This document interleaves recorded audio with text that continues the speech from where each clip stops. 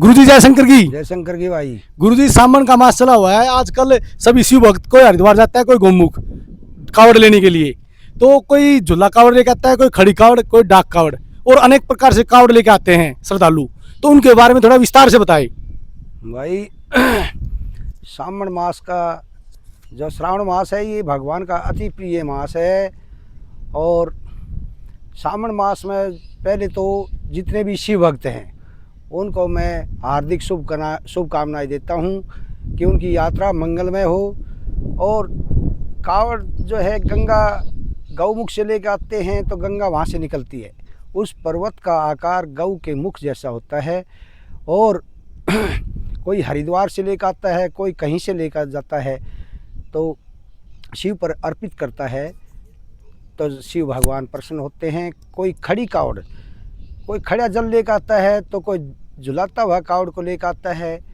और आज समय की अनुपस्थिति यानी कि समय कम है लोगों के पास, तो इस प्रकार भाई कोई सरकारी नौकरी पे है, कोई प्राइवेट काम कर रहा है, तो वह कुछ समय निकाल कर वह डाक कावड़ लेकर आता है और भगवान से प्रार्थना करके संकल्प लेकर वह कावड़ उठाता है कि मैं इतने घंटों में, 15 घंटों में, कोई 18 घंटों में, कोई 22 घंटों में, कोई 36 घंटों में वह भगवान भोलेनाथ पर जल अर्पित कर देता है, जल चढ़ा देता है, जलाभिषेक कर देता है, तो उसकी सब कामना पूर्ण होती हैं। तो भाई भगवान भोलेनाथ का ये मास बड़ा प्रिय मास है। इसमें श्रद्धा से जो भक्तजन जल लेकर आते हैं वे भाई मन वांछित फल की प्राप्ति करते हैं।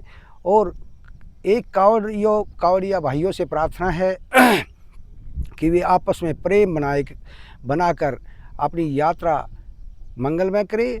जयकारा लगाते हुए भगवान भोलेनाथ का चलते रहना चाहिए और किसी से बैर न रखना चाहिए, आपस में लड़ाई झगड़ा न करना चाहिए। और नशीली वस्तुओं का त्याग कर दे, नशीली चीज़ों का त्याग कर दे और भगवान का, भोलेनाथ जी का गुणगान करते हुए, जय घोष करते हुए भगवान भोलेनाथ का, और अपनी यात्रा को मंगलमय करे। और भगवान जो 23 जुलाई 2025 का व्रत है भगवान भोलेनाथ का, जलाभिषेक करे और सब इच्छा भगवान के चरणों में रखकर वह अपनी पूर्ण करे। बोलिए शंकर भगवान की जय हो। धन्यवाद गुरुजी।